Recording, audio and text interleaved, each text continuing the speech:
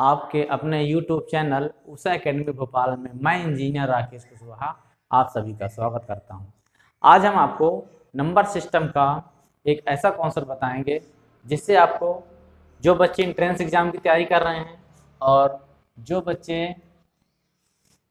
School syllabus की भी preparation कर रहे हैं उन सभी बच्चों के लिए इम्पोर्टेंट कॉन्सेप्ट हैं। आप ध्यान रखिए। चलिए स्टार्ट करते हैं।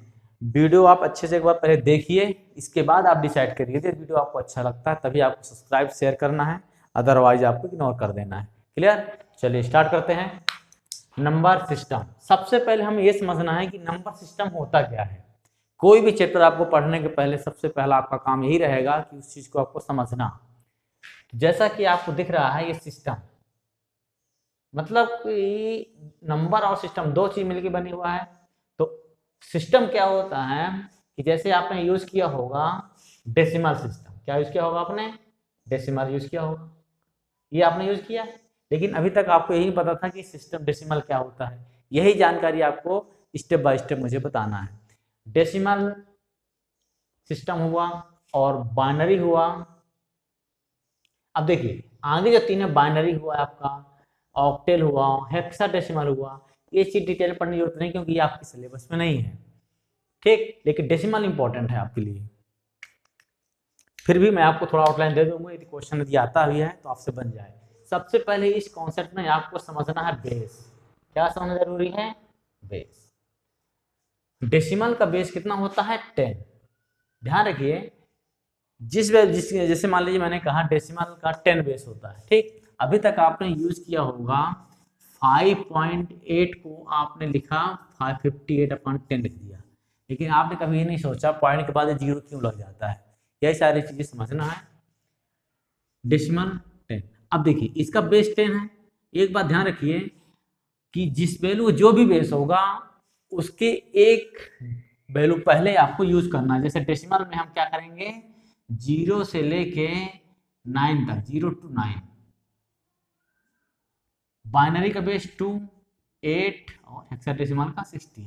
तो जब बाइनरी का बेस 2 होता है तो 0 और 1 लिखेंगे। देखिए जैसे बाइनरी की बात करें 0 और 1, आपने चीज देखा होगा डिजिटल सिस्टम यूज करते हैं हम, जैसे CD प्लेयर हुआ, टीवी, ये सारी चीजों में 0 और 1, इसकी हमको जरूरत नहीं होती। ये आप आगे चल के जब इंजीनियरिंग करेंगे जो स्टूडेंट्स उनके लिए आवश्यकता पड़ेगी। क्लियर? 0 ऑक्टेल का मतलब 8, हेक्साडेसिमल 16। तो जो जिसका सिस्टम होगा उससे एक वैल्यू पहले हम यूज करते हैं। 0 और 1 यूज करेंगे बाइनरी के लिए, 7 तक यूज करेंगे ऑक्टेल के लिए, या 15 तक हम करेंगे हेक्साडेसिमल के लिए। क्लियर? तो इसे डिटेल में आपको जरूरत नहीं है, इस चीज को आप समझिए। तो इसका बेस 10 हुआ तो मतलब 0 से 9 तक। अब देखिए, अब आप खुद सोचिए अभी तक जितने नंबर्स का आपने यूज किया है, जो बच्चे किसी भी क्लास का हो, चाहे 11, 12, 9, 10 किसी भी क्लास का स्टूडेंट हो, हर बच्चे ने यूज किया है। लेकिन अभी उनमें से 90% बच्चों को यही क्लियर नहीं होगा कि हम क्या चीज, जैसे natural number, even number, odd number, आप टाइप्स ऑफ नंबर पढ़ते आ रहे हैं, आपको अभी यही जानकारी अच्छे से नहीं है कि क्लासिफिकेशन किसका है, नेचुरल नंबर किसका क्लासिफिकेशन, इंटीजर क्या है, रेशनल नंबर क्या। ये सारी चीजें आपको कोई भी चैप्टर पढ़ते तो आपको चीज सोचना चाहिए। और उम्मीद करिए और विश्वास करिए जो बच्चे बिल्कुल समझ के पढ़ेंगे, चीजों को जानकारी के लिए पढ़ेंगे, उनका सपना आसानी से पूरा होगा। और जो सिर्फ नाम के लिए पढ़ेंगे तो सिर्फ पढ़ेंगे बस। चलिए देखिए, अब हम करेंगे टाइप्स ऑफ नंबर। जैसे मैंने आपसे कहा कि नंबर्स के टाइप्स होते हैं जो, तो टाइप्स के नंबर कैसे होते हैं देखिए। अब यहां से स्टार्ट करेंगे हम कॉम्प्लेक्स नंबर। क्या लिखेंगे? Complex number. कॉम्प्लेक्स नंबर क्या होता है, चलिए इसको समझिए। इसको हिंदी में सम्मिश्र संख्या बोलते हैं। जैसा इसका नाम है सम्मिश्र संख्या। सम्मिश्र संख्या का मतलब ये होता है कि दो नंबर या कई नंबर उसमें मिलके बने हुए हैं। सम्मिश्र, कॉम्प्लेक्स मतलब कई नंबर उसमें मिले हुए हैं। तो हमारे नंबर्स की स्टार्टिंग कॉम्प्लेक्स नंबर से होती है। क्लियर? तो देखिए, तो कॉम्प्लेक्स नंबर के दो टाइप होते हैं। एक होता है आपका रियल नंबर और दूसरा होता है इमेजिनरी नंबर। अब देखिए, इमेजिनरी नंबर आपके सिलेबस में नहीं है, लेकिन रियल नंबर बहुत इंपॉर्टेंट है। ठीक, स्टेप बाय स्टेप समझते जाइए। अब रियल नंबर को हिंदी में वास्तविक संख्या बोलते हैं, इमेजिनरी नंबर को काल्पनिक संख्या बोलते हैं। जैसा नाम इसका वास्तविक संख्या, ठीक। अब रियल नंबर्स के टाइप्स क्या क्या होते हैं? एक होता है डेसिमल और दूसरा होता है इंटीजर। डेसिमल का दशमलव, इंटीजर मतलब पूर्णांक, ठीक। अब आप बहुत से बच्चे इंटीजर सुने होंगे, अब आपको चीजें क्लियर हो रही होंगी कि किसका रियल नंबर्स का, इंटीजर्स और डेसिमल किसके क्लासिफिकेशन होंगे? रियल नंबर के, ठीक। अब रियल नंबर भी दो होते हैं, अब डेसिमल नंबर। अब देखिए, यदि हम चीजों को समझ के अपने आप में चीज दिमाग में आ जाए कि इसका टाइप्स ऐसा भी हो सकता है, ये डेसिमल को हम इतने टाइप से लिख सकते हैं, तो उसके जो टाइप्स होते हैं आपको चीज कभी भूलेगी नहीं। देखिए, जैसे एक छोटा सा एग्जाम्पल देखिए, अगर मैं डेसिमल की बात करूं, ठीक, डेसिमल को जैसे मैंने लिखा 0.5 लिखा, ठीक। तो क्या मैं 0.5 ऐसे लिख सकता हूँ? मैं तो ऐसे भी तो लिख सकता हूँ, ऐसे भी लिख सकता हूँ मैं। तो इसका मतलब ये हुआ कि डेसिमल को हम कई टाइप से लिख सकते हैं, तो जो जितने टाइप से लिख सकते हैं वही आपके डेसिमल के टाइप्स बन जाते हैं। तो अब आप यहाँ पे देखेंगे कि जैसे मान लीजिए दो वैल्यू समझिए, बिल्कुल सिस्टमेटिक एक एक करके आपको देखना है, ज़्यादा कोई भी चीज़ को एक साथ आपको समझना नहीं है, और जहाँ पे कन्फ्यूजन हो जाएगा मैं कोशिश करूँगा कि आपको बिल्कुल सिस्टमेटिक क्वेश्चन के साथ सोल्यूशन बताता जाऊँ। जो कॉन्सेप्ट में बच्चों को ज़्यादा डाउट होता है वो चीज़ें आपको मैं बताता जाऊँ, जिससे आपको ज़्यादा प्रॉब्लम ना हो, ताकि आप घर में बैठ के चीज़ों को समझ समझ के पढ़ सकें। अब देखिए 0.5, इसका मतलब ये हुआ कि यहाँ पे आपको एक चीज़ समझ में आ रहा होगा कि एक वैल्यू डेसिमल के बाद रिपीट हो रही है और एक वैल्यू रिपीट नहीं हो रही है।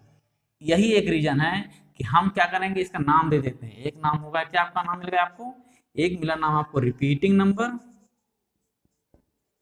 और दूसरा मिला non repeating number, non repeating number, ठीक। अब देखिए, जैसे मान लीजिए मैंने लिखा 5, 0.5, 5, 5 रिपीट हुआ। अब मैं इसको क्या लिख सकता हूँ? 0.5। जो बच्चे 8, 7, 8, 9 में होंगे, बड़े बच्चे, वो समझ सकते हैं इस चीज़ को। 0.5 के बाद कई वैल्यू होती है। जो बच्चे 4th 5th में होंगे उसको थोड़ा ध्यान रखिए, चीज़ों को इस तरीके से समझिए। ये कॉन्सेप्ट ऐसा है कि हर स्कूल के स्टूडेंट्स के लिए, कॉम्पिटिटिव एग्जाम की तैयारी करने वाले हर बच्चों के लिए इंपॉर्टेंट है। क्लियर? 0.5। अब देखिए, जब वैल्यू रिपीट होती है तो उसे हम क्या करते हैं? हटा देते हैं, और उसको फिर क्या एक दो वैल्यू हटा देते हैं, पार लगा दिया हमने। तो जो हम हटा देते हैं, हटाने को इंग्लिश में बोलते हैं रिपीटिंग नंबर। यही एक रीजन है कि रिपीटिंग नंबर जो होते हैं उसे हम क्या बोलते हैं? टर्मिनेटिंग, टर्मिनेटिंग नंबर भी बोलते हैं। क्लियर? अब जो वैल्यू नॉन रिपीट, मतलब जैसे मान लीजिए मैंने लिखा 0.1234, ये वैल्यू क्या है? रिपीट नहीं हो रही, इसलिए हम इसको बोलेंगे नॉन टर्मिनेटिंग, ठीक। इसका मतलब क्या हुआ? जो वैल्यू आपकी रिपीट होगी वो टर्मिनेट होगी, जो रिपीट नहीं होगी वो नॉन टर्मिनेट होगी। क्लियर हुआ कॉन्सेप्ट? अब इसके आगे देखिए, यहां से आपको एक बहुत अच्छा कॉन्सेप्ट मिलेगा। अब जो चीज आपने, कुछ चीजें आपको इस तरीके से मिलेंगी जो आपने यूज किया, कुछ चीजें ऐसी मिलेंगी जो आपने अभी तक यूज नहीं किया है।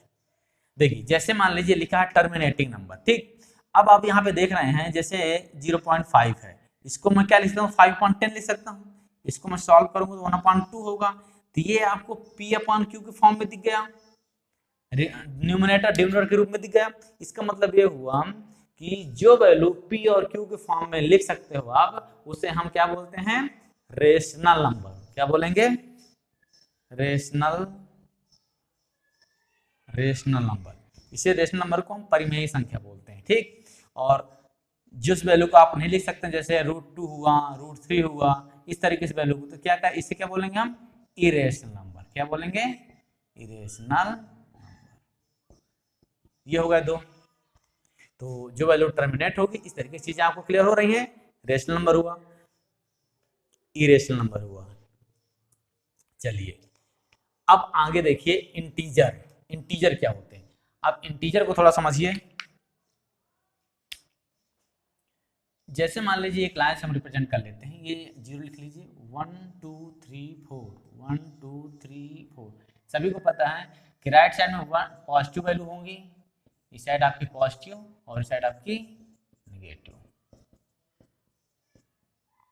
क्लियर? ठीक। इसका मतलब ये हुआ कि इंटीजर आपके 3 टाइप के हो सकते हैं। तीन टाइप मतलब एक आपका हुआ निगेटिव इंटीजर, दूसरा आपका हुआ जीरो इंटीजर, जीरो, और तीसरा हुआ आपका पॉजिटिव इंटीजर। तीन इंटीजर हुए। अब देखिए, अब आप जो आपके अकॉर्डिंग जो नंबर सिस्टम जहां से आप स्टार्ट करते हैं वो आप क्या समझते हैं, नेचुरल नंबर। अब नेचुरल नंबर किसका क्लासिफिकेशन होता है, किसे कहते हैं, अब आपको चीजें क्लियर होंगी। जो ये पॉजिटिव नंबर होता है 1 2 3 4, ये जो वैल्यू लिख रहे हो आप यही समझते हैं all counting number is called natural number. तो इस पॉजिटिव इंटीजर को हम लिख सकते हैं सेट ऑफ नेचुरल नंबर। क्या लिखेंगे, सेट ऑफ। इसको हम प्राकृतिक संख्या बोलते हैं। Clear, set of natural number या all counting number is called natural number. जो वैल्यू जीरो होगी, जीरो को हम क्या बोलते हैं, set of whole number, set of whole number. अब जो टाइप्स ऑफ नंबर जो आप लोग समझ रहे हैं वहां पे हम अब पहुंच चुके हैं। इसको समझिए अच्छे से। अब इसको पूर्ण संख्या बोलते हैं हिंदी में, इसको हम प्राकृतिक संख्या बोलते हैं। यदि हम 0 1 2 3 इस तरीके से यूज करें, जीरो इंक्लूड कर दें तो होल नंबर हो जाता है, और जो वैल्यू काउंटिंग नंबर जो होते हैं वो आपके नेचुरल नंबर होते हैं। क्लियर। और ये आपका माइनस की जो वैल्यू होती है नेगेटिव होती है। एक चीज और ध्यान रखना आपको, इंटीजर और रेशनल, जो वैल्यू आपकी इंटीजर होंगी, जो भी वैल्यू इंटीजर होगा वो आपका रेशनल नंबर होगा। ठीक। एक चीज ये भी चाहिए, देखो कोई भी कॉन्सेप्ट को समझने से उसको थोड़ा सा एक बार आपको प्रूफ करके देखेंगे, चेक करेंगे तो क्लियर हो जाएगा। जैसे मान लीजिए -2/3, ये क्या रेशनल नंबर नहीं है, इंटीजर है, माइनस है। ठीक, ये सारी चीजें आपको समझना है। ठीक, तो इस तरीके की चीजें आपको क्लियर होती जाएंगी। अब हम आ जाते हैं, प्राइम नंबर आपने यूज किया है, composite number, even number, odd number. तो अब आप थोड़ा सा समझिए, यहाँ पे हम देखते हैं इवन और ऑड नंबर। ठीक, इवन नंबर और ऑड नंबर बिल्कुल सिंपल इसका डिफिनेशन है। इवन मतलब number is divide by 2, number is not divide by 2। मतलब बिल्कुल सिंपल डिफिनेशन है, जो वैल्यू आपकी 2 से डिवाइड होगी वो इवन नंबर होगी, जो नहीं होगी वो ऑड नंबर होगी। क्लियर। चलिए अब देखिए, अब आपका प्राइम नंबर कंपोजिट नंबर क्या होता है उसको समझ लेते हैं। अब यहाँ पे आप लिखिए पॉजिटिव इंटीजर। पॉजिटिव इंटीजर मैंने क्यों लिखा, क्योंकि जो मैं बताने वाला हूं आपका पॉजिटिव इंटीजर के रूप होंगे। ठीक है, चलिए देखिए पॉजिटिव इंटीजर क्या होते हैं। ये तीन टाइप से होते हैं। एक होता है प्राइम नंबर। क्लियर हुआ टाइप्स। ये पॉजिटिव इंटीजर का क्लासिफिकेशन, प्राइम नंबर और कंपोजिट नंबर। इसे हिंदी में भाज्य और अभाज्य बोलते हैं। ठीक है। और तीसरा आपके दिमाग में जो हो रहा हो, तीसरा क्या हो सकता है, तीसरा बच्चों 1 है। क्या है, 1। प्राइम नंबर क्या होता है समझिए। प्राइम नंबर हम उसे कहते हैं जो वैल्यू, जैसे मान लीजिए मैंने लिखा 2 3 5 7 11, इस तरीके से वैल्यू को हम क्या बोलते हैं, प्राइम नंबर। इसका मतलब इसकी डिफिनेशन एग्जैक्ट याद रखिए आप लोग, ये बहुत इंपॉर्टेंट है आपके लिए।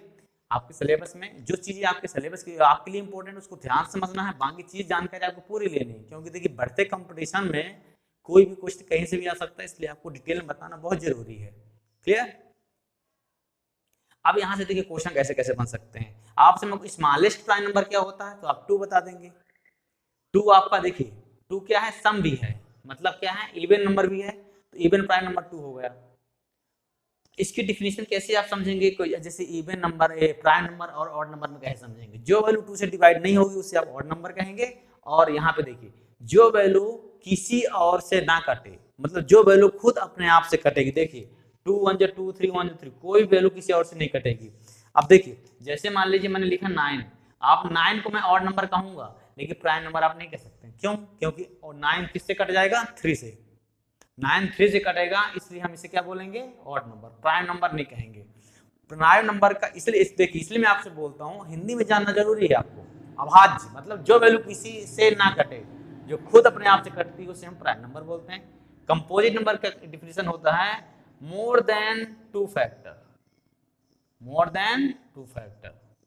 मतलब ये हुआ कि जिस वैल्यू के दो फैक्टर बन जाए, जैसे मान लीजिए 6 है तो इसको मैं लिखूंगा 6 1 जा और 2 3 जा, ये इस तरह के फैक्टर बन गया, इसे हम more than two factor composite number. 1 क्या होता है? 1 ये बहुत इंपॉर्टेंट कॉन्सेप्ट एग्जाम में आने वाला है, हो सकता है मैक्सिमम क्वेश्चन आ सकते हैं। 1 क्या होता है? ना ही आपका कंपोजिट नंबर होता है ना प्राइम नंबर, तो आप इसको क्या कहेंगे? Neither composite number neither prime number. Clear? इस तरीके से आपकी चीजें क्लियर हुई और नेक्स्ट वीडियो में हम कुछ क्वेश्चन कर लेंगे। इस तरीके से आपको समझना है। यदि वीडियो आपको अच्छा लगा हो तो शेयर और सब्सक्राइब जरूर करिए। हो सकता है कि आपके माध्यम से ही कुछ बच्चों को इस तरीके की जानकारी मिल जाए कि जिनको जरूरत है, इसलिए आप शेयर और सब्सक्राइब जरूर करिए। और घर में बैठ के बच्चों को बोलिए आप कि पढ़िए, नोट्स बनाइए। क्लास हम बिल्कुल सिस्टमेटिक तरीके से स्टार्ट किए हैं, चैप्टर बाय चैप्टर करेंगे। अभी तक जो हम वीडियो बना रहे थे, हम कॉन्सेप्चुअल बना रहे थे हर चैप्टर के। अब हमारा मकसद है, क्योंकि जिस तरीके से लॉकडाउन का पीरियड चल रहा है तो हम नहीं चाहते किसी बच्चे का टाइम ज़्यादा वेस्ट हो, इसलिए हमने बिल्कुल फर्स्ट चैप्टर से हमने स्टार्ट किया है, सिस्टमेटिक तरीके से करते जाएंगे। और आप नोट्स बनाइए, बिल्कुल आपको एहसास ही नहीं होगा कि आप कोचिंग में आ रहे हैं या नहीं आ रहे हैं। घर में बैठ के आप बिल्कुल उसी तरीके से पढ़ाई करते रहिए। Okay, thank you.